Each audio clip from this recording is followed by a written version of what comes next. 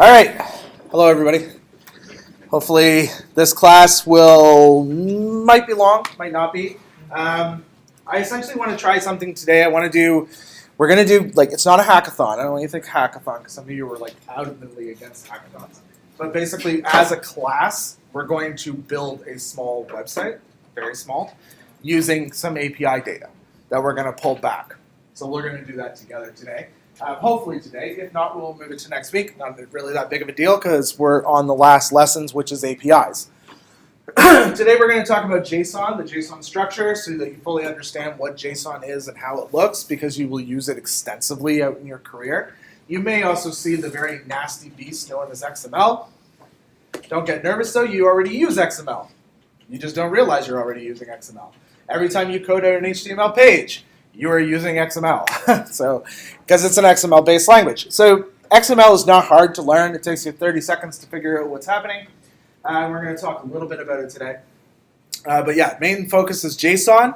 And then we are going to use the built-in JavaScript API fetch so that we can go and grab our JSON data and bring it back, which means we're also going to talk a little bit today about something called CORS. That's C-O-R-S, all capital letters, because it's an acronym, which is an important concept to understand because it's going to affect you drastically. It's kind of newer as browsers are starting to adopt this policy. What else are we going to do?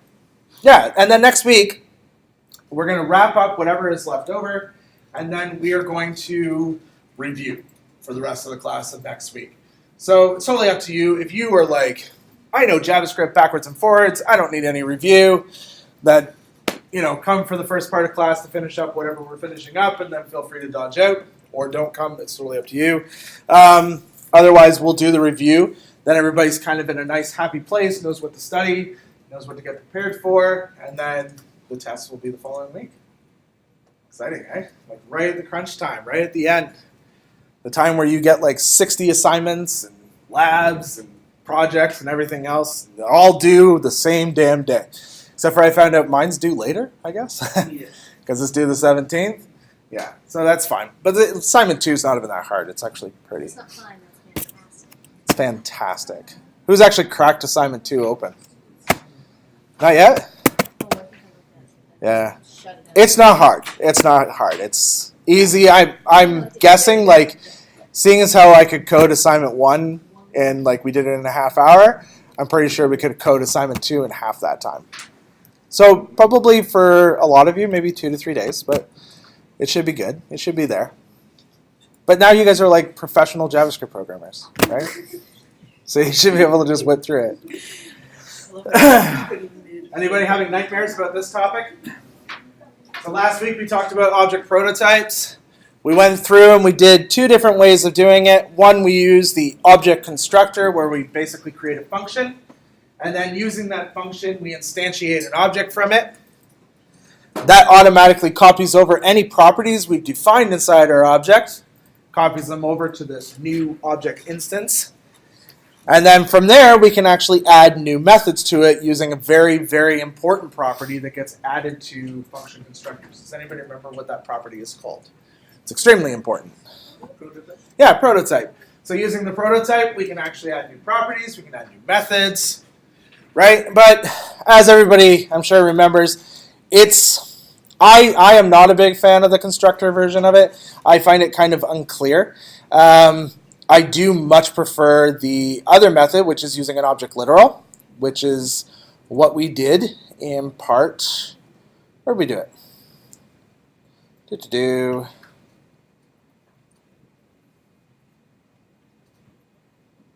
Where did we do it?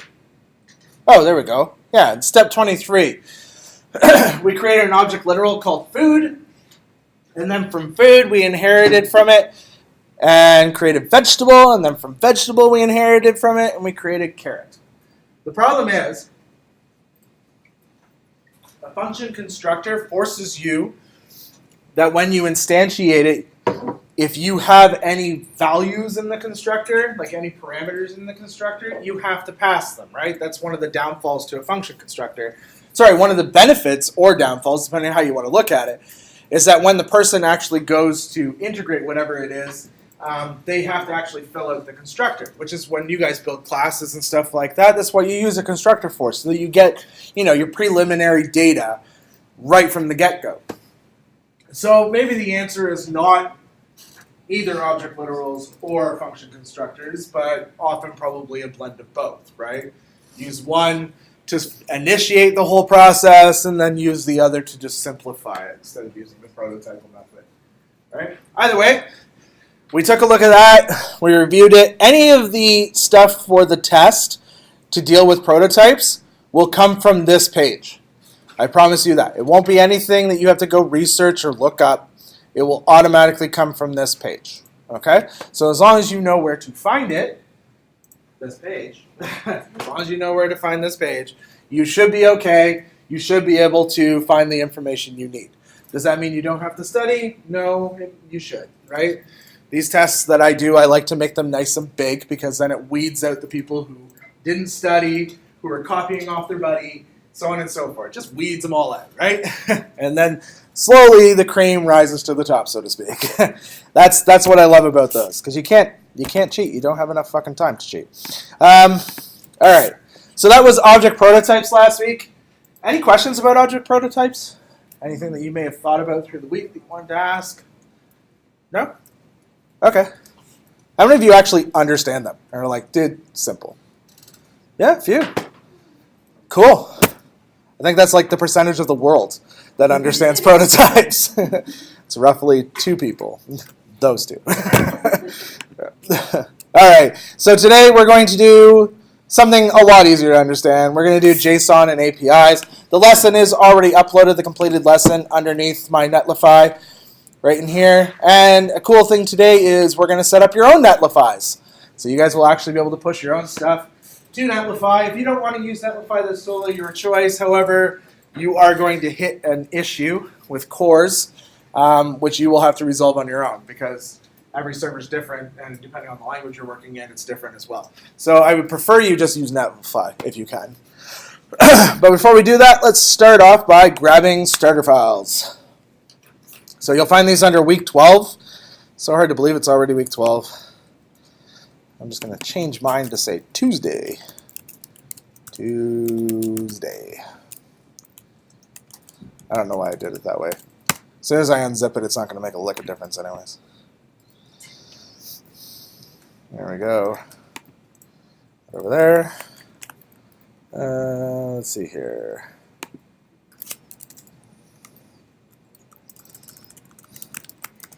Tuesday. That's not how you spell Tuesday. Tuesday. There we go. All right. I will need. Remind me later.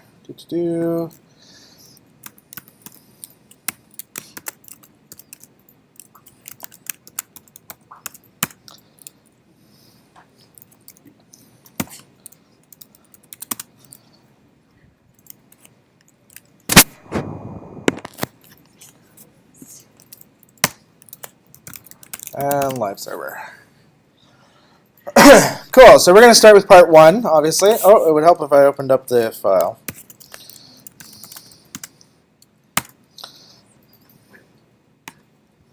There we go. Open it up inside your IDE. If you have live server, feel free to live server it. It's better just to live server the whole directory if you're going to do that. Just out of curiosity, how many people are using live server at this point? Oh, a few more than last time. That's cool. It's definitely handy. It is definitely handy. All right. Especially when you're working on assignments and stuff, because it just updates. As you save, it just updates immediately. You don't have to refresh every so often. You don't have to clear the buffer, which some of you have had that issue and sent me like, dude, this is not working. Why is this not working? Try a hard refresh. Oh, now it's working. Yeah, I know. Yeah, because caching is a pain in the ass. All right, so we're going to go into JSON APIs part 1 and open up the index file. Nope, that's gross. We don't want to look at that. We just want the main.js file. Instead, in our browsers, we will open up the JSON file. If you are curious to why the index files look so weird, why there's like no real tabbing or anything inside them. In order to write these a little quicker, I'm using something called Haml, which is an HTML templating language. So I just write it out in my templating language, and then I compile it out to HTML, and that's the result of it. For those of you that have Mac, there's a free utility called CodeKit that does that. That's really handy. Those of you on Windows, no dice.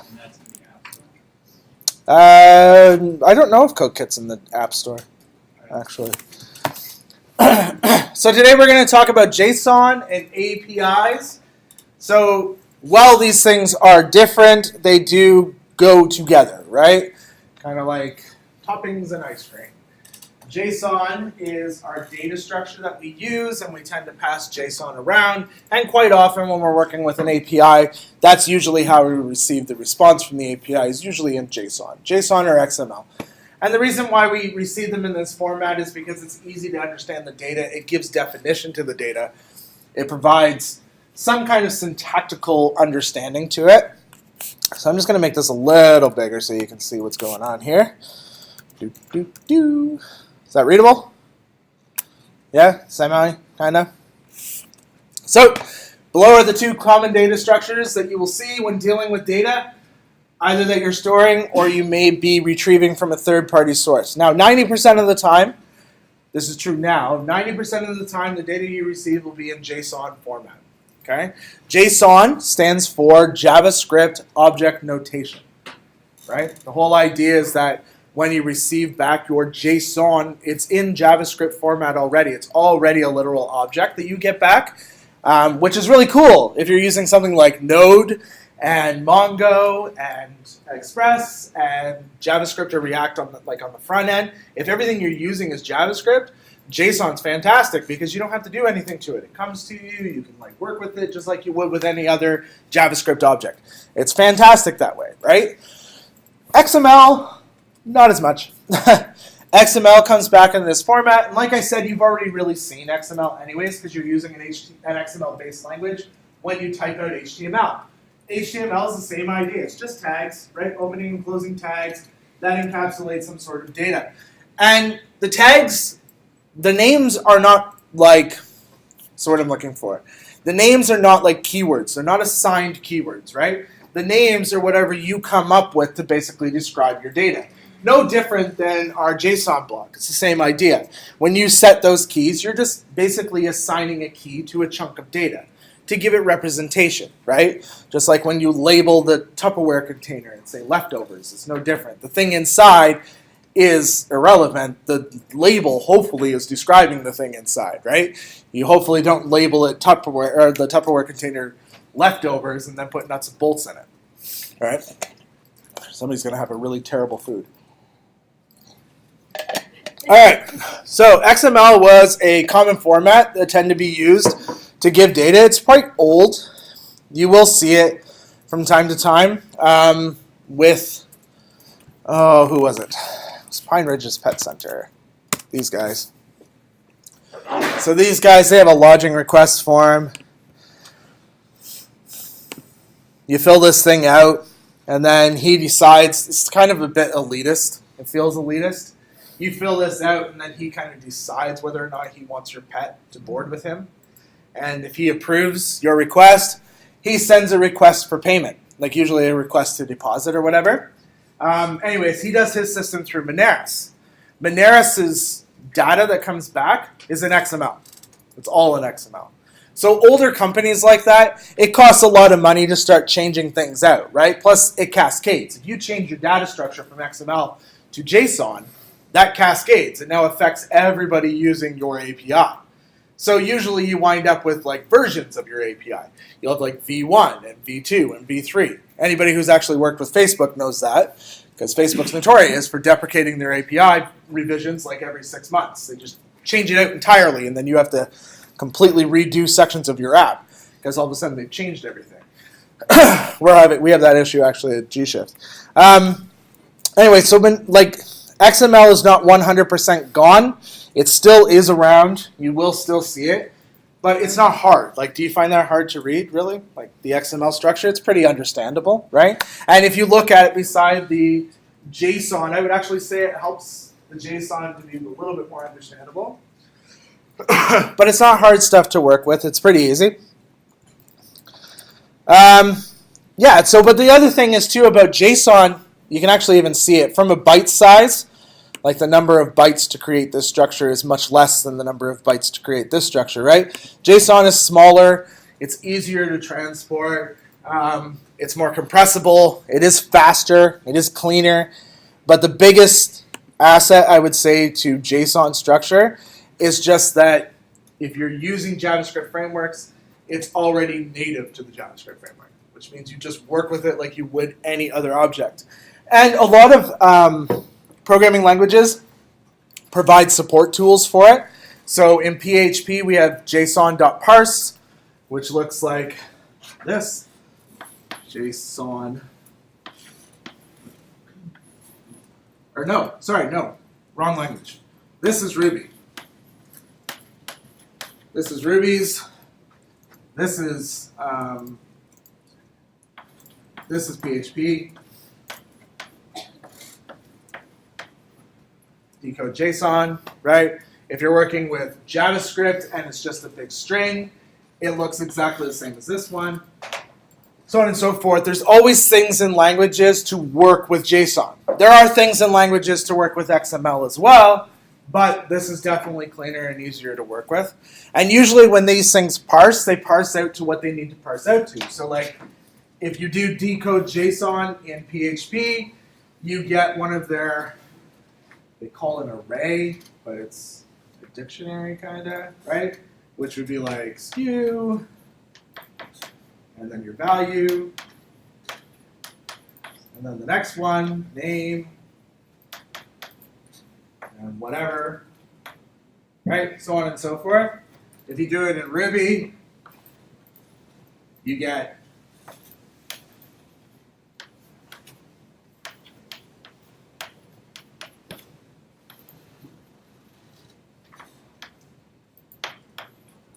a hash, right? Depending on the language you work with. But the cool thing about that is this is native to the language. You work with it just like you would any other object. It's not necessarily as with PHP, you work with it as you would any other array. But the cool thing is you get back something that you can work with. JSON's fantastic. JSON is really, really, really strong, really powerful thing to work with. JSON supports a few different data types that you can embed right in the JSON object. I think that's a bit of inception. JavaScript object notation object. Yeah, whatever. Anyways, that structure. You can embed strings. You can embed integers. Obviously, you can do that in XML and other languages as well. You can give it floats. You can give it arrays of data, nested arrays. And you can give it other objects. So you can put an object within an object. What you can't add to it, though, unfortunately, is functions. So you can't put functions inside your data. You normally wouldn't anyways. It doesn't really make a lot of sense for you to do that. If you wanted to be able to carry a function, you would just store the definition as a string, pass the string, and then use a function call on it in the JavaScript side if you wanted to. But that's really, for use of a better term, janky, and it could lead to a lot of issues, security issues doing that. Don't transfer functions around. All right. So we're going to create some JSON so you get used to the structure of JSON. And we're going to do that in a file that already has JSON in it. So I would like you to be good little programmers and Command A or Control A that, hit delete, and save it. So that it's completely empty. Okay? We'll start from scratch. That way you kind of get an idea of what we're making as I go. So valid JSON blocks come in two different structures. Either you can do a valid JSON block by opening it with square brackets, or you can do it with curly braces. There we go, a couple of Alfred Hitchcocks. And if you're ever curious on whether or not your JSON is valid, online JSON validator. And there's one called JSON Lint. You just paste your JSON in there, click the little, don't click the support button, click the validate JSON button, and it will validate it and tell you if your format is, acceptable. So that's not a bad idea. You will find yourself doing that surprisingly quite often. Let's go ahead and create some JSON. So the square brackets mean something different than the curly braces. Does anybody want to give a guess at what the square brackets are representing? Yes, they represent an array. And then you want to guess what the curly braces are? It's an object. Yeah. Cool. You are now pros at JSON. It's pretty much everything you're doing is with those two pieces. So we're going to create an object. So I need curly braces. And you're not assigning it to a variable or anything like that. Everything is stored within those curly braces within the data block. This is just data that we're creating. We're just creating data. Now, unfortunately, with JSON, keys have to be quoted. Okay, you can't leave them unquoted like you would with an object literal. Because it's JSON, we have to quote our keys. There's one actual very, very important rule with keys. They have to be unique within the scope that they're in. Okay? So think of how variables work, right? Just the same idea. When I'm within a scope, I'm not allowed to have two variables with the same name, right? It's no different with object keys. Object keys must be unique within the scope that they're in. Once you move to a different scope, it's totally fine. You can call it whatever you want. You can reuse one of them. And we're going to do that actually a few times. But we'll create the first part. We'll create the first level, basically. So we're going to create a company name. And you can either call it the company I'm choosing to call it, or you call it whatever you want, right? Make something up on the spot. I know that's always hard.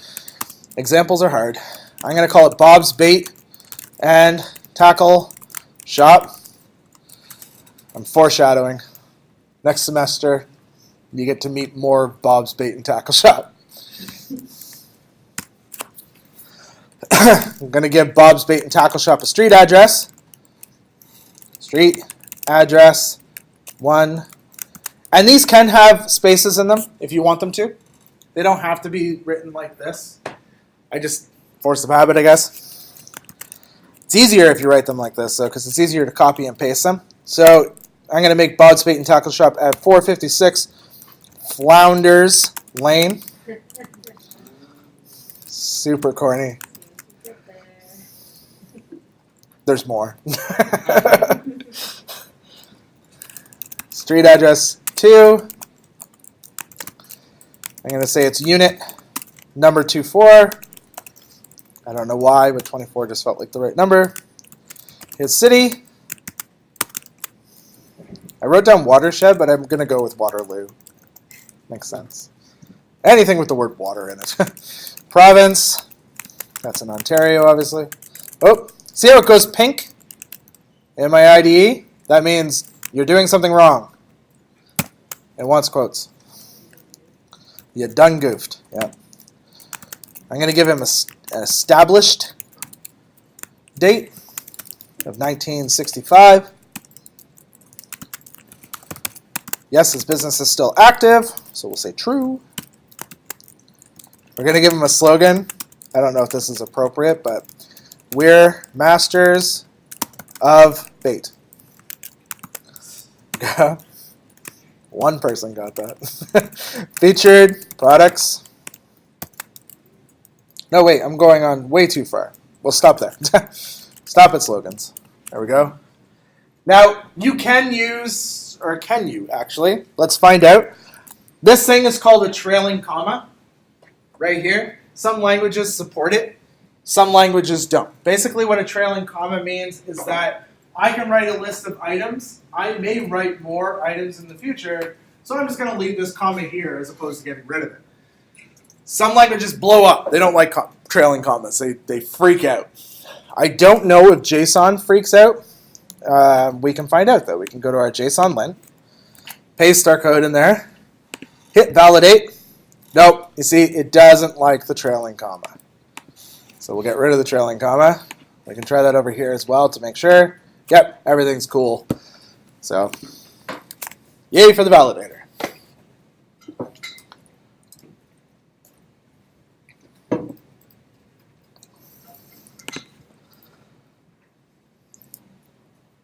So yeah, the curly braces represent an object, right? And our objects are made up of keys and values, just like we do with object literals, right? We have properties and values, right? Those properties, another word for them could be keys, right? Keys and values. Square brackets, as we stated, represents an array. And we have an array that we can add to our data. So we'll do that now. We're going to go featured products. And just like literal objects inside JavaScript, we can actually nest our array right inside our object. And I'm going to give it, make sure they're just 3 very unique numbers.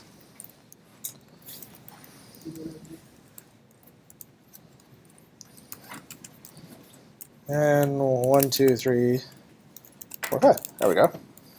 Just make sure they're 3 unique numbers. And you may be like, well, why are you adding numbers in there for featured products? Does anybody want to give a guess at what my numbers represent?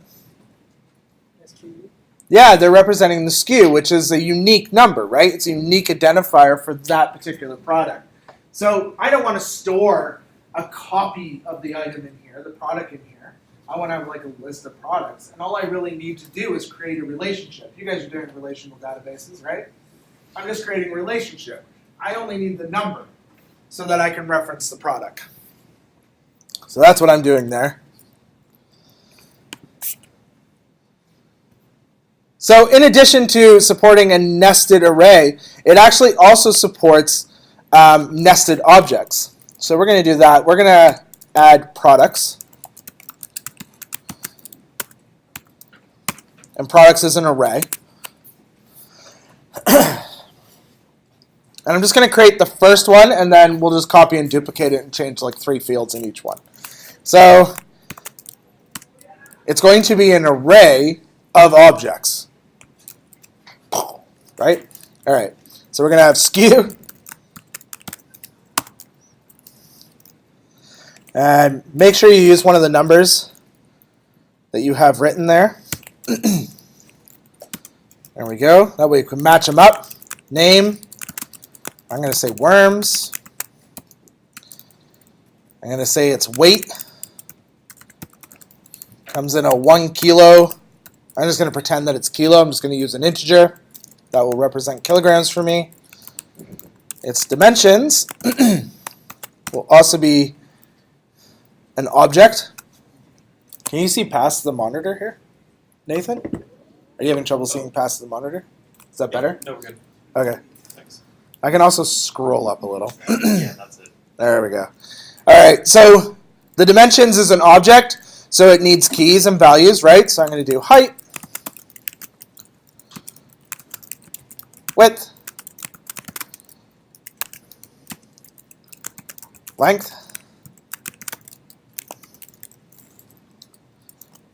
You can see the benefits of using a content management system to store data, right? And then after my dimensions, keep in mind this whole dimensions block is a value inside my nested array here. So if I want to add another item to this block, I have to put a comma after the object. So that's what I'm doing. I'm adding a comma right after the object here. And then I have one more thing to add, which is the price. And I'm not a fisherman, so it's $2.35. Feel free to let me know if that is way too cheap, or too much, for that matter. Is it cheap? Yeah, Steve says cheap. Do you say too much?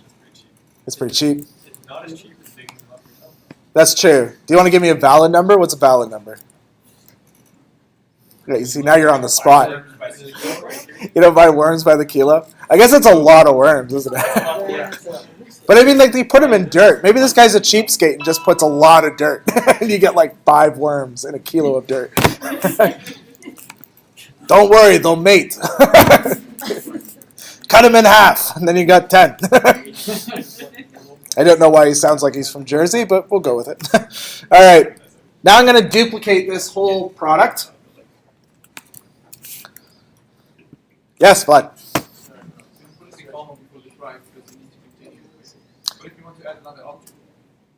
If I want to add another object, where am I adding this other object?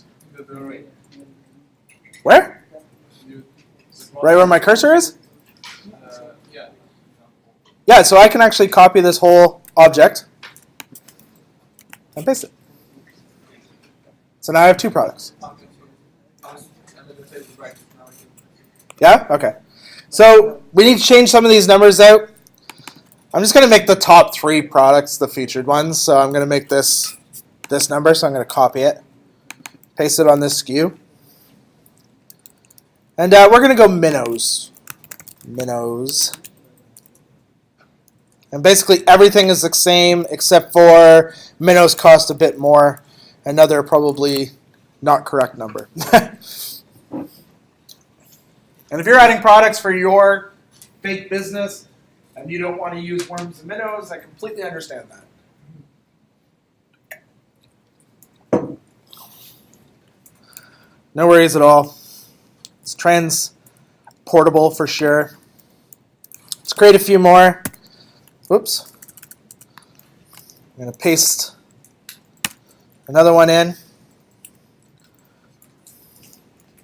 I'm going to go grab my 3rd number up here and replace the SKU with the 3rd number. And then instead of worms, this is going to be leeches. Like, do you fish with leeches? Yes. Cool.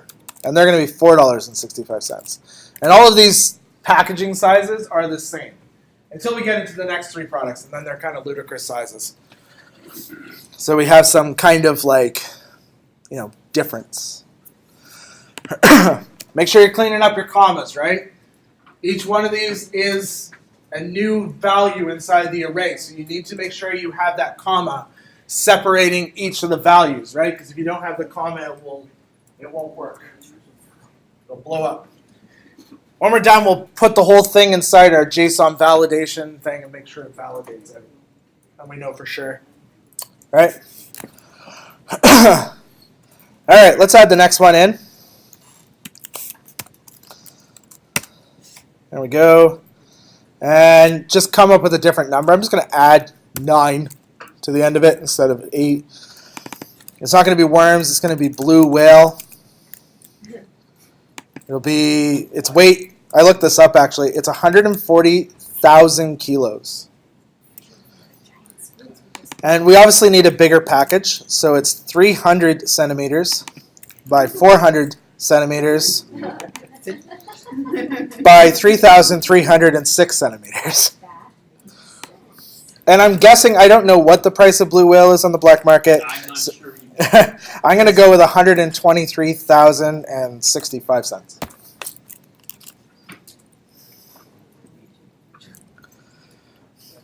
Two left. And write my comma. Paste in another one.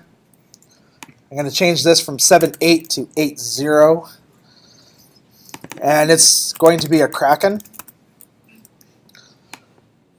And I think it's about 675,000 kilos. I'm guessing. They're big. They're bigger than whales. 600 in height. 800 in width. And about 8,000 centimeters long.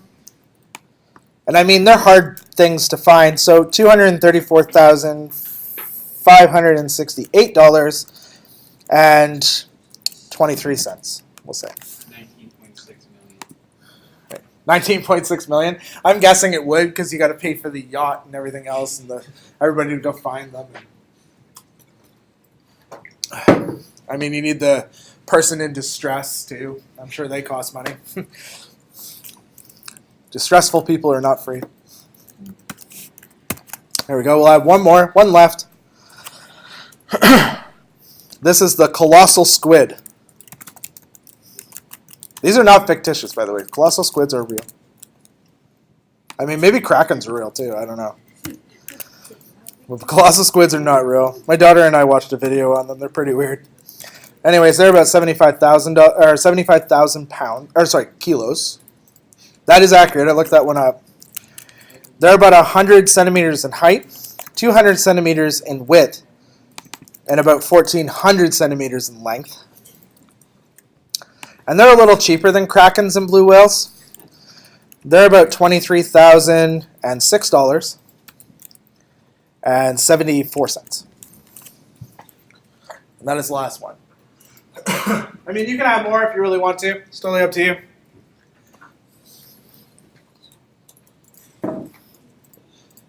So as you can see, our array, it doesn't care what the list is, as long as it's a list, and as long as it's valid JSON of some sort. And our list is valid JSON. We're basically just taking our list and we're putting in new products. Each one is an object of a product, right? It gives us our product data. We have one last thing to add. Just after our array, so just go to the square bracket, not the last curly brace. We're going to add one more property to our whole object. And it's going to be on sale. And we're just going to list two items that are on sale. And this is going to be an array of objects as well. And the reason being is because, one, we want to reference the SKU of the product that's on sale. And then two, we want to be able to provide the amount it's on sale, right? So we're going to say SKU you. And then we need two that are on sale. Why don't we go colossal squid on sale? So I'll copy its SKU in there. And we'll say discount %. And we'll make it 25% off. And then the next one, we'll make Kraken. I'm going to copy its SKU, paste it in there, and then make Kraken 75% off. I mean, is that still consumer friendly? What's 75 of 235,000? Let's find out. 235,460. Sorry, 568. I'm doing this wrong. 234,568.23 times 0.25. I don't know. Can you afford a $58,000 Kraken? Sure you can. Why not? We got to find it first, right? Now, we could add other pieces, right? Like it's a product store, so you might have quantity. That would make sense. You might have, what else would you have? Quantity, options, right? Options for each of these animals and things, right? Like, might be blue worms and red worms or whatever. I don't know if worms come in different colors. If you step on them, they do, right? Tapeworms, right? Do you fish with tapeworms? But yeah, like you might have different options to be able to add to this as well.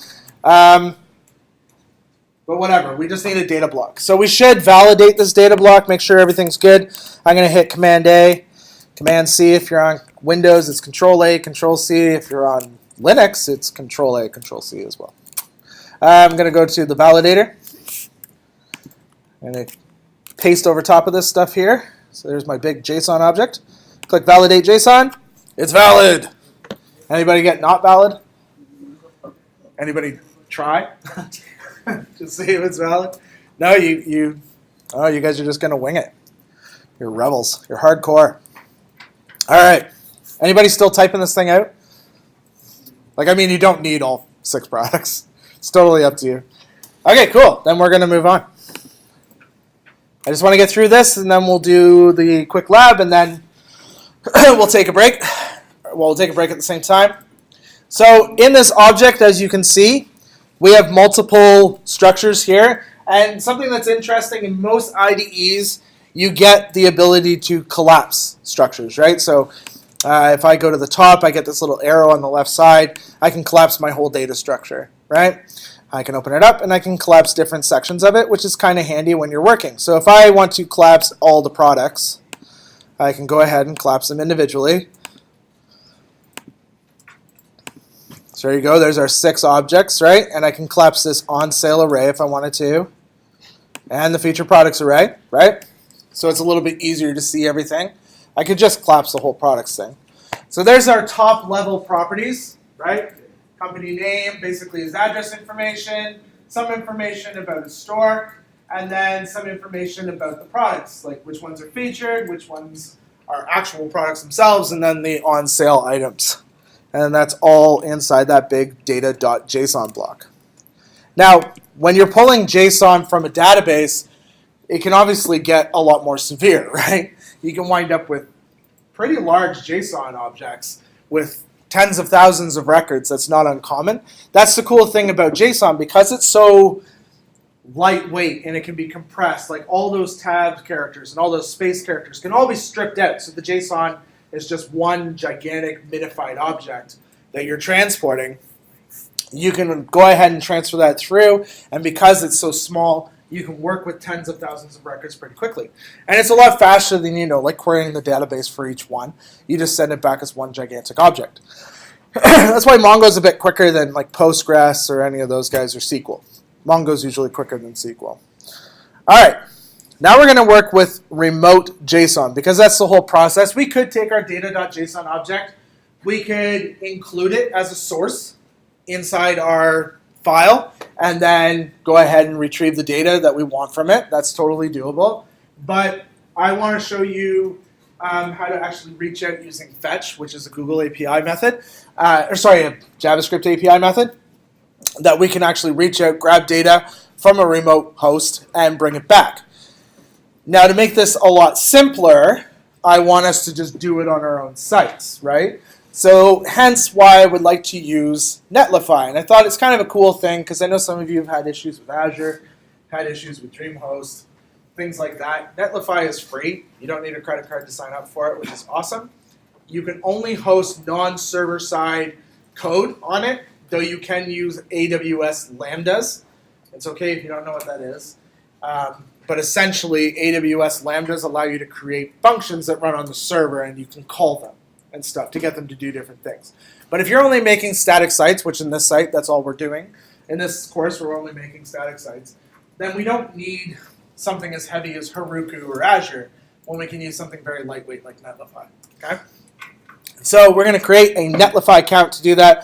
Before we do that, I want to talk about a couple of things, some very important things to do. I'm going to increase this size. Bump, bump. Working with remote JSON. So there's an issue when we work with remote JSON. It's new. It's come up in the last 4 years, I think, and that's CORS, right? How many of you are actually familiar with CORS or have run into CORS issues before? Yeah. CORS represents Cross-Origin Resource Sharing Standard. Basically, the idea is that if I have a site where I'm hosting images, say, for example, right, my images are my resources, and Ali comes along and wants to use a couple of the images on her site. Instead of downloading them, Ali's like, I'm just going to reference them. I'm going to let him host them, but I'm going to reference them on my site. What can happen to Ali is she can wind up getting a CORS error message coming back to her browser, which says to Ali, no, you don't have the right origin in order to access this asset, which basically means that Ali.com is not Sean.com, and because of that, she can't access the resources that are on that site. Doesn't happen as often with images, because you can actually state what you want CORS to affect. But it happens a lot with APIs. The reason why not many people encounter it is because you don't, short of like Google Maps or Facebook or something like that, you don't generally reach out to APIs from the client, right? You usually do that server side. You would, on your server, reach out to whatever the data point is, grab the data back, do whatever you're going to do with it, and send it to the front. So that's fine. CORS is not going to affect you on like your node server. It's not going to affect you in Ruby or PHP backend or ASP.NET. but it is going to affect you if you try to fetch it from the client. The client's going to get mad. It's going to blow up and spit back in your face. So I will show you basically what that looks like. Let's just open up this thing over here. Yes, I know you've got issues with things. All right, I'm just going to move this over a little bit. And we're going to just do a simple fetch. You don't need to do this. You can just watch. So there's this API that I really like using called Matt Bass's Insult API, which is this here. Hi. Sorry. Is there a red notebook left named Georgian or something? Or get on that is table. Has anybody seen a red notebook that says Georgian on it?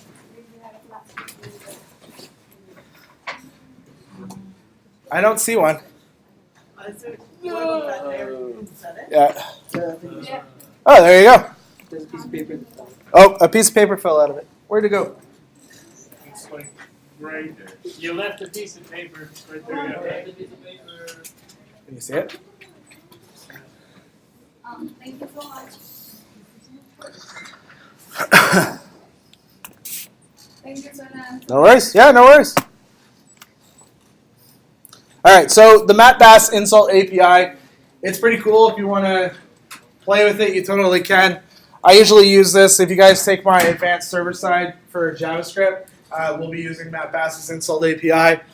If you're easily offended, please let me know in advance, because I'm going to click this. So this is the API. Toxic accumulation of dreadful rat toenails. It says different things every time you click it. Dastardly crapload of deformed, absurd donkey urine. It's pretty funny. Anyways, it's an easy API to use. Well, it used to be. But Matt is not paying attention to cores, and he's not allowing access to it from all origins from the client. So because of that, we get an issue when we try to fetch it. So if I try to fetch like so, and I hit enter, I get back this error.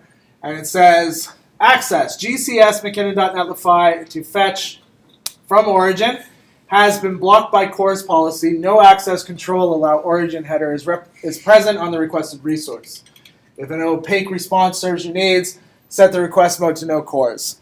So if you see this error, that's the issue. You're trying to access something that you are not allowed to access. Now, the interesting thing is it's not even so much a Matt issue as it is a you issue.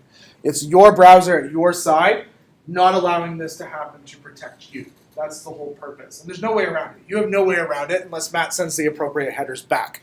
If Matt sends the correct headers back and you send the correct headers to him, then the two mesh up and everything's happy. But this is not a class about headers. We will take that next semester. We will look at headers in depth so you better understand request and response. For now to suffice, we're going to do something to get around this on our Netlify server so that it's not an issue. There is another way you can do it as well. I did install it.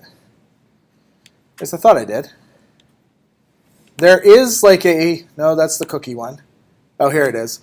There's this little Chrome extension that if you click on it, enable cross-origin sharing.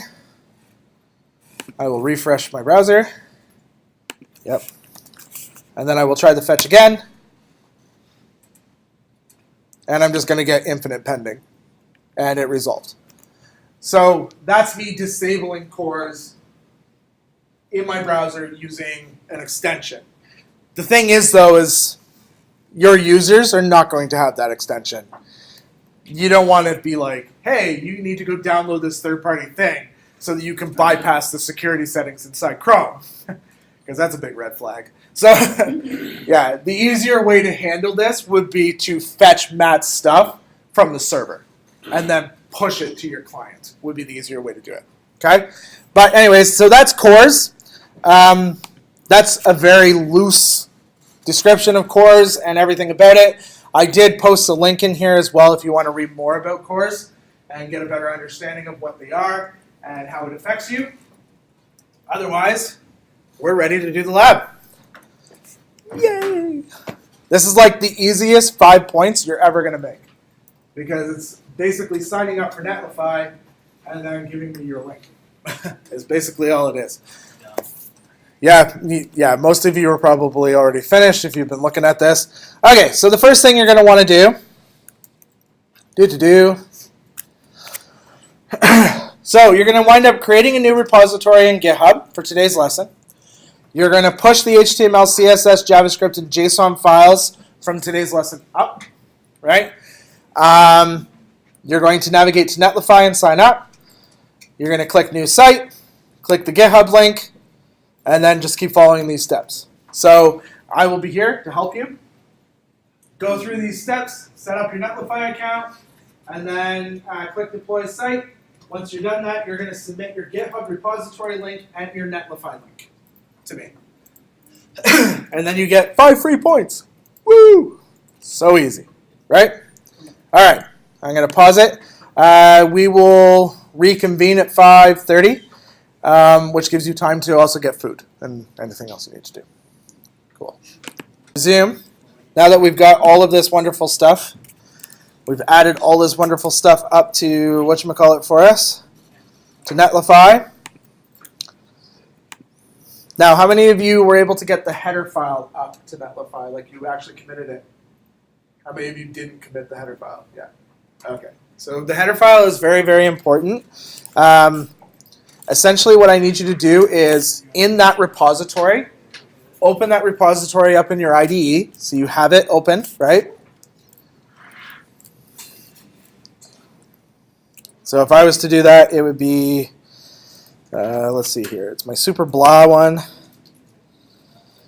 do I open this in a new window? There we go. All right, so here's my super blah, right? I'm going to open this up in here. Under my super blah folder, I'm going to create a new file, and I'm going to call it underscore header with no extension. Just underscore header, and hit enter. That's going to create my underscore header file, okay?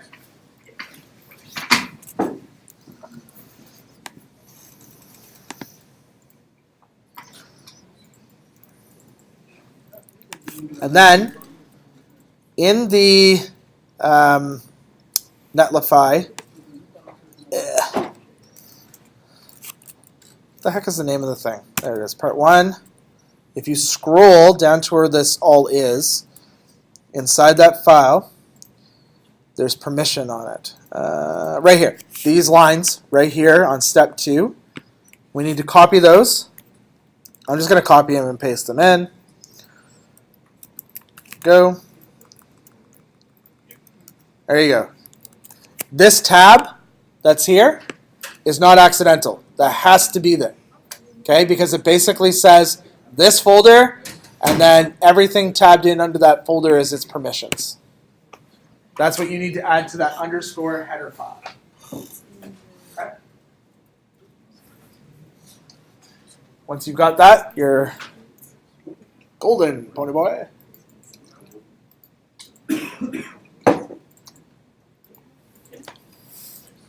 So what this is going to do is it's going to set on our server, hey, any request to data.json, I don't care where it's from, anybody, doesn't matter who it is, allow them to have access to this file.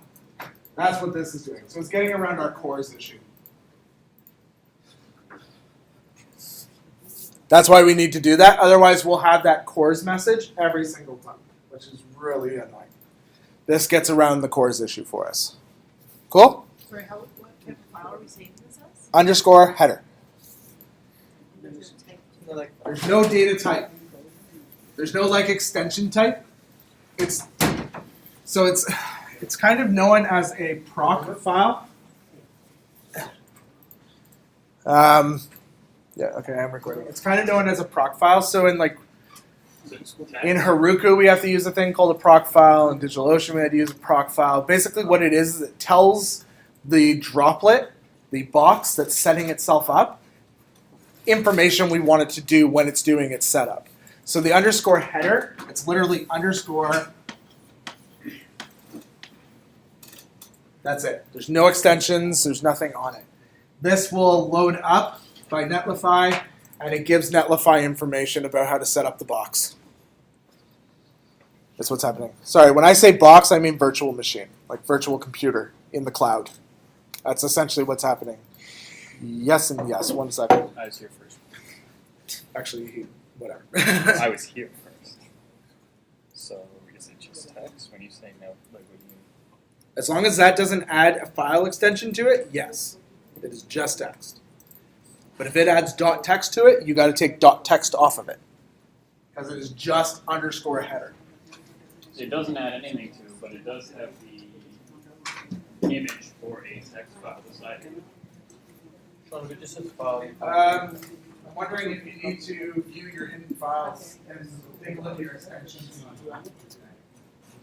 So go into within You Dream. will need this.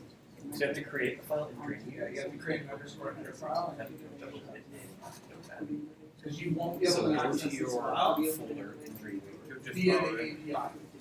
Without this, you'll get what's called cores, So which just in means folder. you're not able to remain to access this file. So you No, can't no, access it. wait. So This says, I so don't when give a you have shit. to open the file, you go there. Sorry. Sorry. No, it needs to be whatever your URL is.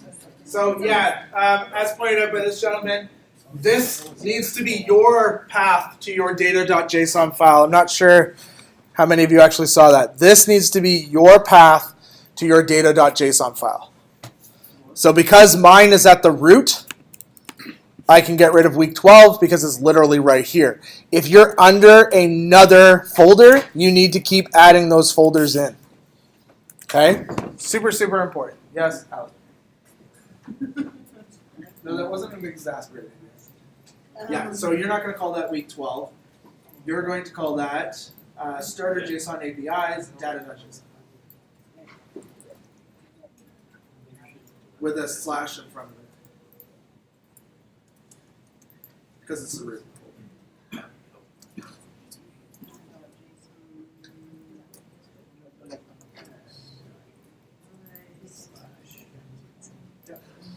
That's it. So just rename that. And then you got to push that up.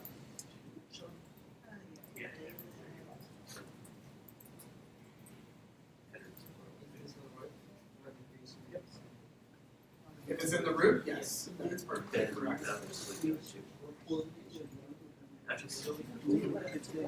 So you have a Yeah, you should only see it. You won't visually see anything yet. We'll know it works because when we do the fetch, we'll get it. If you get a cores error, then your header wasn't pushed up. So Barry tried to open it in Dream Weaver, it wouldn't do that. Or a different editor. Okay. Can you break your screen a little bit? It's hard to see. Okay. Alright. Josh, friend bunch. See that loader now? Yeah. Feels bad. Okay. Okay. And then you push all those up to GitHub. Okay, so you need to push the header up. Oh, I see what you're saying. The easiest way to get this on is to go here and share. Steal my chair, so to speak. Mine's not so awesome. Friendly what did you get for your name for Alright, your so click on data. Yeah. So I got Wizardly, Copy the Mario map Box, from which I'm quite lucky. here. Was there that? Friendly cornball. I think so. Oh, that's No, sorry. Oh, you're right. Yeah. If you go to Netlify, Okay. you see this data.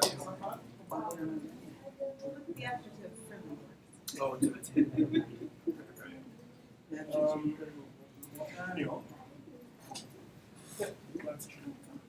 And go to, you want to go slash. Yeah, it's you, but I don't like it. Which, awesome, go to your header. How would I Your have stream to- files. Slack? It's just data. You not like Slack? Because it's right in the I middle. could do, Yeah. I So already have initialize, the other one, I mean, I could. Push that up, and you're good to go. initialize repository. Yes. You'll find you in Slack. Like master folder. I was trying to get back to doing fetches, but we're basically doing the help. time generated. So no, I would like to do the fetch. Well, that depends. How many more people need help? This guy. Okay. And, Then I'm gonna pause this recording. Okay. Gonna exit out of this thing. Just minimize this a little bit. Okay, hopefully we're at the point where we can actually access our API. If we can, we'll find out in a few minutes. If we don't, then we'll just access from the same API location. Somebody in this room has a working JSON file. We'll just use that because mine is not working and I don't really want to fix it right at this point. Yours is working, isn't it, Barry? What's your netlify? We're just going to connect to net to. It is Barry, right? I'm not confusing. You're Charlie. You're Barry. Got it? Okay, cool. I'm not telling you you're the person. You need to confirm. App.netlify. I'm doing it. All right, I'm just going to fix mine. Why don't you just send you the link over Slack? I just need to fix my header. Week 12. Right, so it's under my, okay, hold on. Just give me a few minutes. Sorry, guys. Open, I have to open actually the whole weekly lessons folder because that's where it is because it's at the root. Sean, if I pasted my link into Slack. No, it's okay. I got it. I'm making it sound worse than what it is because it's really not that big of a deal. It's in that, and I just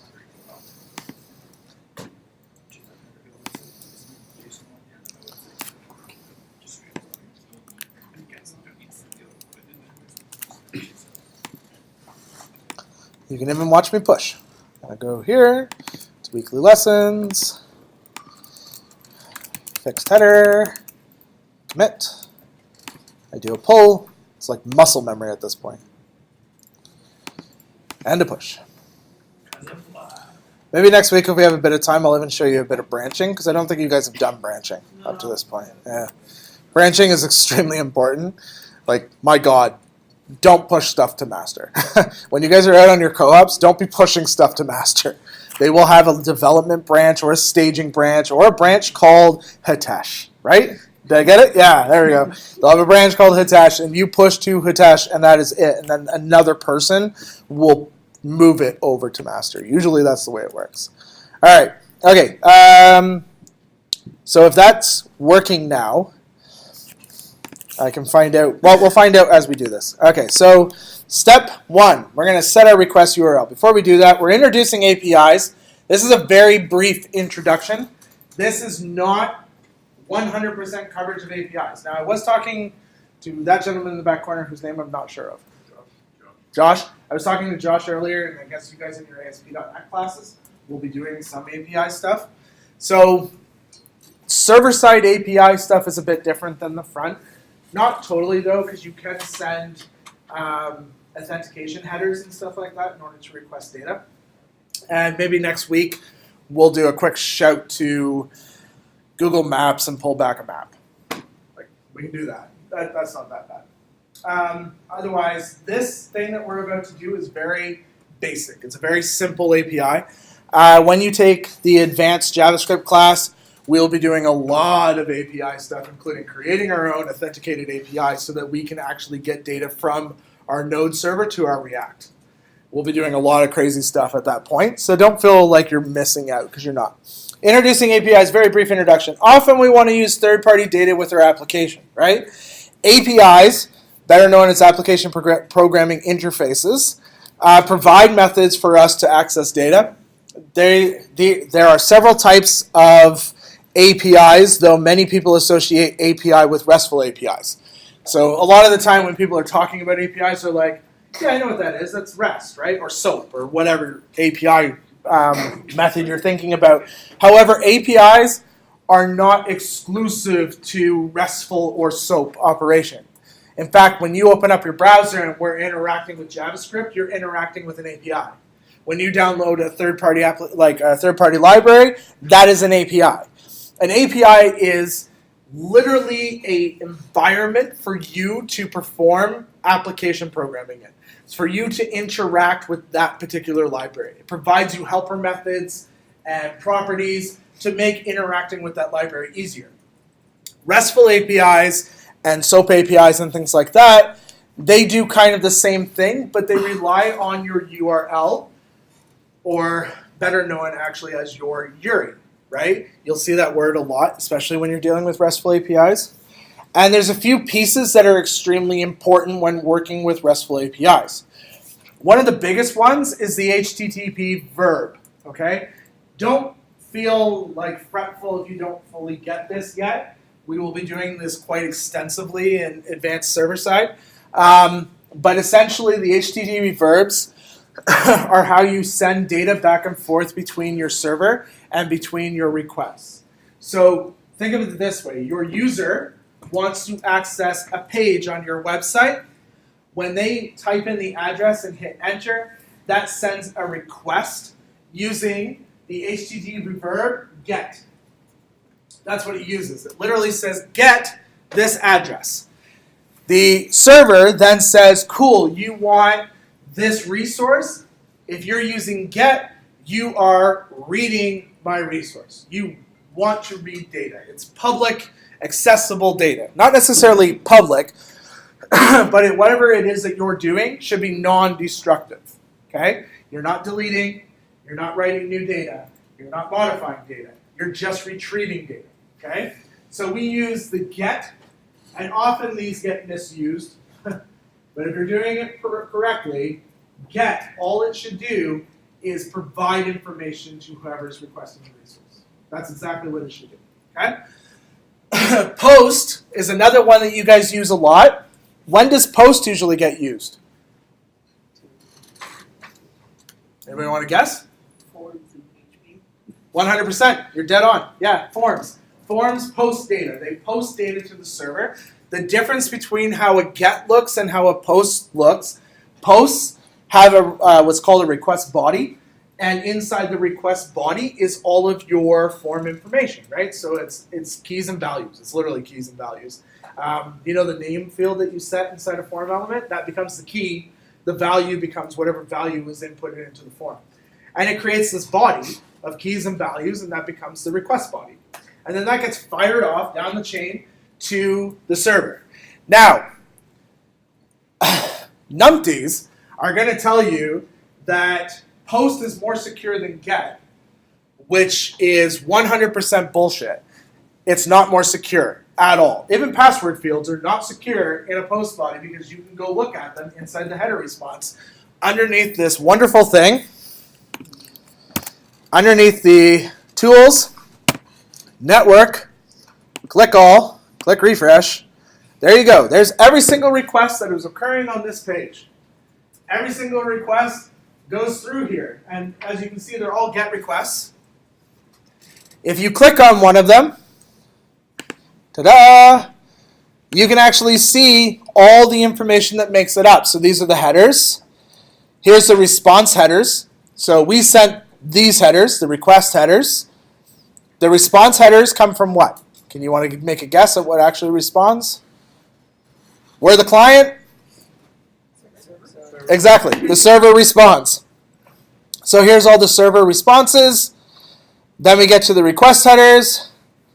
Here's our request headers. Everything that we're sending off inside our request headers. If you're doing a post request, everything you're sending off in your post request shows up here. Your password information, anything you're sending off in that post request. It's not just because there's little dots. Does not mean it's obscured from you. It's off it goes. And that's completely transparent and visible. It's also transparent and visible to things like man-in-the-middle attacks, so that's becoming less of an issue now that most sites get penalized if they don't have SSL. But again, we're going to talk more in depth about this stuff in the advanced server set because it's become so crucial when working with RESTful APIs and MVC frameworks and stuff like that.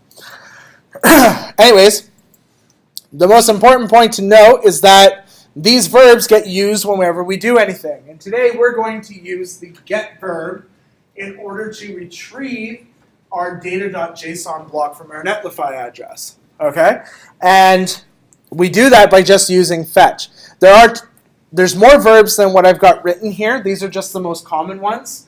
Put and patch is used for updating, modifying, or replacing information. And delete is usually used to remove information. Now, one thing to note about these verbs, they don't work natively in the browser. The only ones that work natively in the browser are get and post. The browsers don't support put, patch, or delete, or head, or any of the other ones. I don't know why. They just don't. However, frameworks do. So Rails wraps these, and they become available to us as put and patch, so we can literally make those requests as we would, but everything actually winds up going through post. So if it's non-destructive, it's get. If it's destructive, it's post. Now, destructive doesn't just mean deleting. Destructive means any change in data, any modification of data, whether you're creating, updating, or deleting. All three of those are considered destructive. Okay? Sorry, destructive through get or post? Post. Get is only for reading. It's always a non-destructive. However, a lot of people use get to delete data because they don't want to create a form. They're lazy and they don't want to create a form, and that's the only way you can do posts is with forms. And because they don't want to create a form, they do deletes through get, which is bad. It's bad. Don't do it. It's bad. All right. So we're going to fetch. Yes, ma'am. Okay, so put will modify data. Patch replaces data. That's the only difference. However, most systems use put. Few use patch. Very few use patch. Yeah. But they do mean technically different things, but I don't know. It depends on what you're doing. Like when you do an update, you're replacing. Modifying is different because that would be like literally going and grabbing it, changing some things in it, and then like writing only the changes. But that's not what you do. You take whatever your new data is and shove it in that field and completely blow away whatever was originally there. Okay, so our simple API is only going to use the get HTTP verb, and that brings us to fetching our data. Interacting with web-based APIs is made easy with the new fetch method provided by the JavaScript API. Before fetch, we had to use this awful thing called XHR. Before XHR, we had to use ActiveX. Oh, what the hell was that thing called? And it was some big Microsoft thing, and it was terrible. And anytime you wanted to do Ajax, it was like all these crazy things. Ajax used to be the most painful damn thing you would ever do. In fact, it was so painful, some people said, I'm not using it, and instead hijacked the image response data piece. So images, when you actually go through, I'm not sure if you knew this, your images don't load as your page loads, right? Your images load when they're ready. So people were like, cool, that's really smart. I can pull a whole data package back just inside my image. So that's what they would do. They would make a request for their data using the image source and pull that whole data package back through the image source. That's how painful Ajax was at the time. People were willing to jank around with their image sources in order to do it instead. Now, that's not the case. XHR requests are not that difficult. Fetch is really, really simple. And jQuery created the $.ajax method, which was ridiculously simple. So we're going to use fetch. I will show XHR at some point, possibly. If not, it's not a big deal because we can use a polyfill for fetch. And you might as well get used to fetch because everything since E5 or ES5 and up uses fetch anyways. Most browsers support fetch. By the time you're done school and you're out in the wild, you'll be using fetch. So there's no real reason to learn XHR because you might as well just use fetch. All right. I know you're looking at me blankly like I still don't know what the fuck fetch is. So interacting with web-based APIs is made easy with the new fetch method provided by the JavaScript API. Before fetch, we use the XHR API to access our data. Fetch is much simpler, but it isn't supported at all in IE. So if you're using the Internet Explorer, it's not supported. That being said, people using IE need to switch to Edge or just download Chrome or Firefox or any other browser but a Microsoft browser. However, we can use something called a polyfill.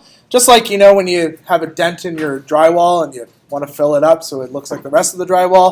Polyfill in programming is the same idea. It fills in a feature that is missing. right? So we can use a fetch polyfill that will literally fill it in, support all the way back to IE5, and totally give us full support for fetch in older browsers. Now, I've only loaded one piece and I didn't realize it, but I'm missing a piece because we also need something called promises, and I don't want to get into promises or explaining them. But we needed the polyfill for that, and I didn't include it, so that's bad on me. But we're going to add polyfill to this particular one. So if you go to your index file, now these index files are kind of gross because they're all shoved over to the left side. Scroll all the way down to the bottom of the page of the index file to where we actually add our scripts. And actually, you may be in luck. I think I already included it. Yep. There should be the /fetch.umd.js file included, and that is our fetch polyfill. That will add polyfill to our browser. We should be good. If you want to know whether or not you have polyfill, why is this not open anymore? Hold on. Control C. Shut up. Live server. There we go. Okay, if you want to know whether or not you have polyfill, I'm just going to move this to the bottom of the screen and increase size. Type in fetch, and as you type it in, it should autofill in the console, telling you that fetch is available. You can completely type it in and hit enter, and if everything is good, you should see F fetch and native code. That means you have fetch available to you.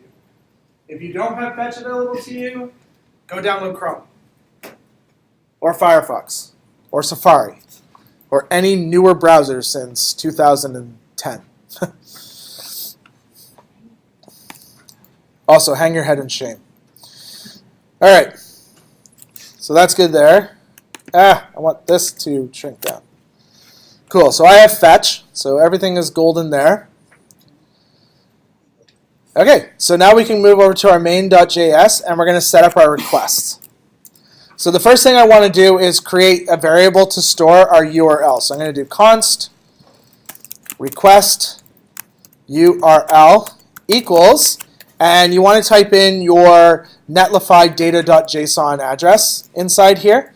So I'm going to go to netlify for me, copy it. Actually, I don't think that's the correct address anymore.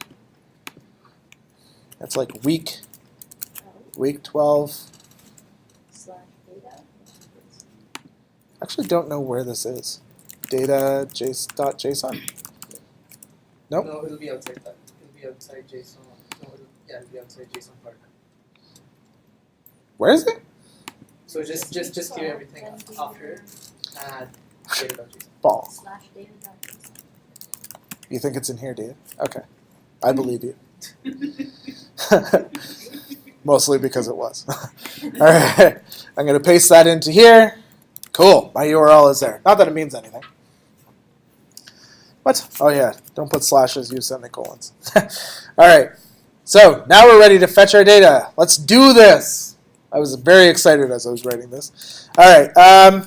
So we are going to use the fetch. So fetch utilizes the new promise API, which is a fantastic addition to JavaScript as it stops the need for multiple callbacks. We did callbacks where you provide the function a callback and then it calls that callback. Well, you can do that continuously and nest in extremely deep, and it gets, like Leonardo DiCaprio kind of Inception kind of callbacks. Promise eliminates that by basically you make a promise to resolve this issue, and then when you're done, you resolve it, and it's like, cool, and then it executes some code based on you resolving it. That is a very oversimplification of what promises are, but for our needs, we only need one particular piece of it. Before we do that, we first need to actually fetch. Fetch takes 2 arguments. We're only going to use one of them, which is the URL. The second argument is actually the framework. The second argument is the options, which would be like any headers you want to pass off or anything like that. Don't close it with a semicolon. Leave it open. Let's butt step 3 up to it. So fetch is wrapped in a promise. When promises are completed, they will fulfill. Okay? Whether they break error, whatever, doesn't matter, or they come out good, they always fulfill. Promises always fulfill their promise. Okay? When a promise is complete, they fulfill. We can tap into that resolution to complete other operations. With fetch, fetch resolves its promise once it has the data. It's like, cool, my promise is done. I have done exactly what I promised to do. I got the data. Here you go. Now it's your problem. We need to be able to grab that data. We need some way to get it, so we can use one of the resolutions. And the resolutions are .then. .then basically says, hey, once you've fetched, then do this. Once I have my data, then do this. Guess what then takes? What do so many JavaScript functions take? A callback. One of our favorite things. A callback. So the semicolon of the page will break down. Oh, it'll totally break it. Yeah. Yeah, that's the only problem with commenting. These two things are connected. Remember, comments get stripped out when the interpreter goes through. It just rips them all in. So fetch, then .then, we're chaining, right? The function needs to receive an argument for it to place the data packet into it. So when the API returns back our data, we need some container to store that in. So we're going to give the function an argument to store it in. I'm going to call it data, just because that seems to be logical. You can call it whatever you want. My data, this class sucks data, whatever you want. So confusing. You should have sympathy for the next group, next semester, especially the Thursday. Their class starts at 7 at night. Goes from 7 to 10. That's tough. I had a class in UIT that went to midnight. What's that?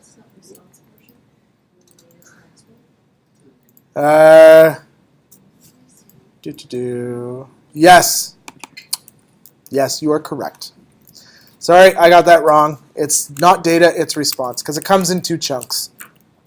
All right, because nothing's simple, right? When we request, we get back a response packet.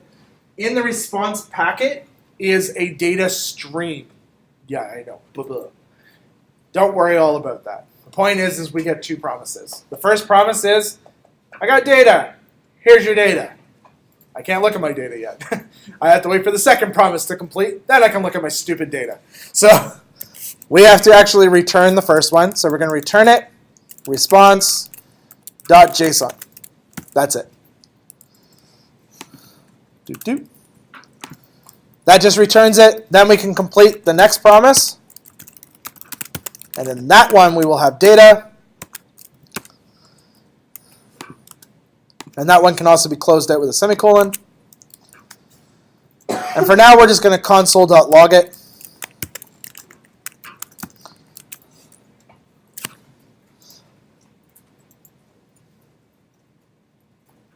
And if your address is correct, which Virginia is shaking her head at me, you will get company name, Bob's Bait and Tackle Shop, blah, blah, blah, blah, blah. If it is not correct, we don't have time for more troubleshooting. You need to change your address to the address that's currently up there. And just use that address for now. And then if you really want yours to work, hey, what's going on here? My plug's not charging. Okay, we're good. I mean, we're like at 39%, so it's not so bad. All right. So if you're not getting data, just change it out to that address. Don't worry, we're almost done. We're going to end a little early. Looks like it's kind of foggy and crappy out. All right, so if you investigate in your console, you should see your data objects. If you're using mine, then you'll see my data object. If you're using yours, you'll see your data object. Click the little arrow beside it, and you will notice that it is immediately parsed as JSON. We didn't have to parse it. We had to do absolutely nothing to this. It came back as a beautiful JSON object for us to work with, that we get immediate work with. Okay? I'm going to show you something really interesting that I actually just learned this week that I didn't know existed. Inside the second .then, type in debugger. and hit save. What? Type in debugger. This cool little thing creates a debugging point. Stops it, creates a breakpoint, right? The cool thing about that is right now I am currently inside the then. So I can go to my console. If I type in this, I get window, right? But if I type in data, bam, I have access to the data object because I'm inside my then. So I get access to everything. So I will show you how this is actually just a literal object. I can do data.company name, just like I would with a literal object. Data.products. Cool, look, there's an array of products. Let's do data.products 0.SKU. There's a SKU for the first product in the list. Isn't JSON cool? JSON's awesome. Because JSON gives you an actual literal object to work with. And it's natively supported, and it's easy to play with. And you don't need to change a bunch of stuff in order to support it. It just works right out of the gate. It's also a precursor to learning to what you'll be doing with Mongo, because that comes back as a JSON block. It comes back as a JSON data structure. That's it. Any questions? No? Good? Everybody's happy? Everybody's tired? Everybody's done. That's the thing, you're done. Okay, so there was actually 2 labs for today. Don't worry about the second lab, we'll do it next week. And then that will be it. We'll also do a review next week on the stuff that we've learned up to this point. The test will cover, there will be questions from the first semester on the test, but just like a couple. And then the rest of it will be this semester. So let's take a look. That's objects, right? That's event handling. That's prototyping. That's APIs. I'm missing something. I think that's it. Yeah, it's those 4 things. They're the biggest pieces. I haven't fully decided what I'm going to do for the test. I don't think I'm going to do the multiple choice part at all. I just think I'm going to do only a practical portion. And the practical portion, that way you have a full 3 hours to complete the practical portion. Practical portion will not be any bigger than the last one was. Actually, it should be smaller. Gotcha. It'll be smaller so Virginia doesn't riot. Yeah, so we should be good. Okay, cool. Vlad.